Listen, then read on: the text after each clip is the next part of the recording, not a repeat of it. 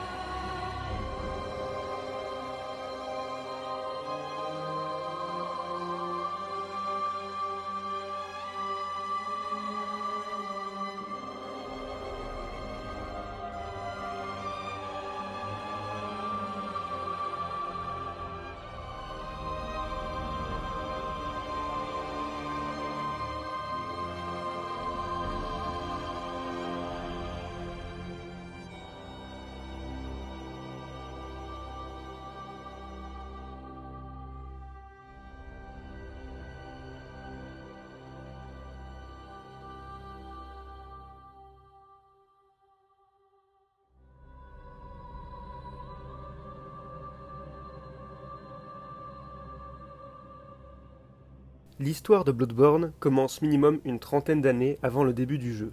Trois étudiants de la prestigieuse université de Byrgenwerth se rendent ensemble dans un village côtier où ont été signalés des faits étranges qu'ils aimeraient étudier.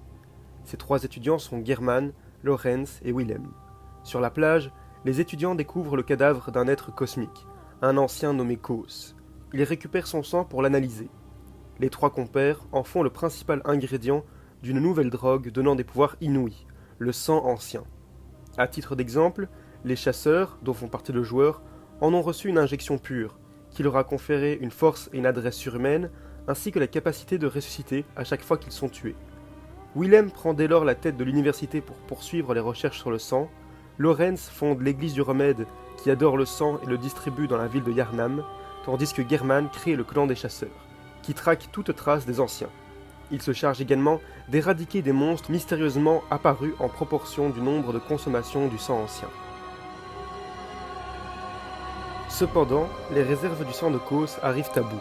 Lorenz crée alors une nouvelle mixture basée sur la première, le sang de l'église. Celui-ci, de moins bonne qualité, se met alors à transformer les habitants de Yharnam en monstres, que les chasseurs doivent abattre. Dégoûtés de devoir tuer ceux qui furent un jour ses semblables, German et les chasseurs s'arrêtèrent là.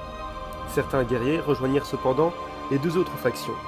Les chasseurs de l'université furent appelés les barils de poudre, et les chasseurs de l'église les bourreaux. Yharnam devint bien vite une ville désolée, remplie de monstres affamés de chair humaine, rythmée par les combats des chasseurs les exterminant.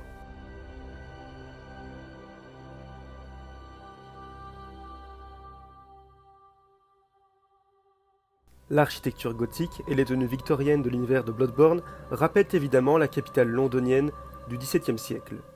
Il se trouve que cette période coïncide avec la Grande Peste de Londres, faisant aisément penser aux événements morbides secouant Yharnam. La peste de Londres tire ses origines de la moitié du XIVe siècle. À cette époque apparaît la célèbre peste noire, qui décime un tiers de l'Europe. Tandis que plusieurs pays arrivent finalement à faire cesser la contagion, la peste ne disparut jamais vraiment de Londres et plusieurs vagues s'y reproduisirent. La plus importante était celle du XVIIe siècle. On peut y comparer les phases successives du sang ancien et de la vague plus violente du sang de l'Église. Je parlais également des tenues. Les chasseurs de Bloodborne ressemblent de par celle-ci aux médecins de la peste. Ils sont de plus, par leur connaissance médicale en particulier sur la transfusion, ceux qui se rapprochent le plus des médecins pour Yharnam. Ils essayent d'un point de vue métaphorique d'en éradiquer la peste, comme le faisaient les médecins à Londres au XVIIe siècle.